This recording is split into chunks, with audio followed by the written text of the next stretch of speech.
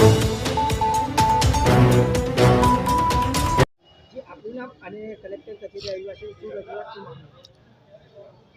સોનોને x municipal councillor અને Shivshakti ભીમશક્તિ minority ફાઉન્ડેશનના અગ્રણી આજે છત્રપતિ શાહુજી મહારાજના જન્મજયંતિ દિને આરક્ષણની માંગ લઈને અમે કલેક્ટર સાહેબ પાસે આવ્યા છે.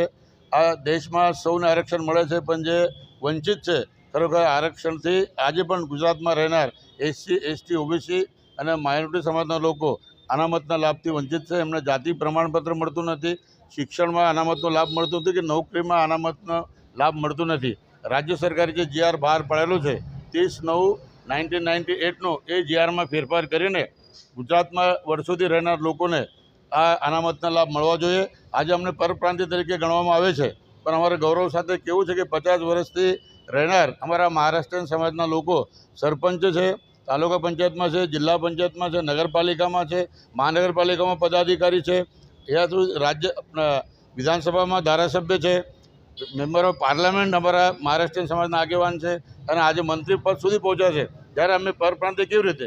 અમે આ ગુજરાતના મુખ્ય વતની છે, તમામ પ્રકારના પુરાવા અમારી પાસે છે.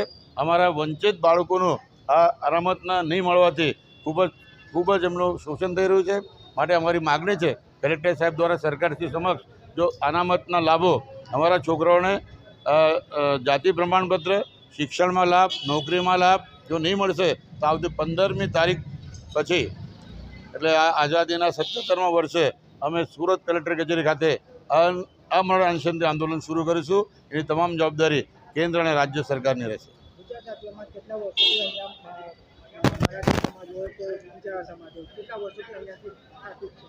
અહીંયા ઓછામાં ઓછો 40 થી 45 હું તો અમારા ફાધર અહીંયા 58થી હતા, એટલે અમે તો 62-63 સાલ થઈ ગયા છે અને કેટલાક લોકો 50 સાલથી વધારે રહે છે છતાં પણ એમને પરપ્રાંતિય ગણવામાં આવે છે.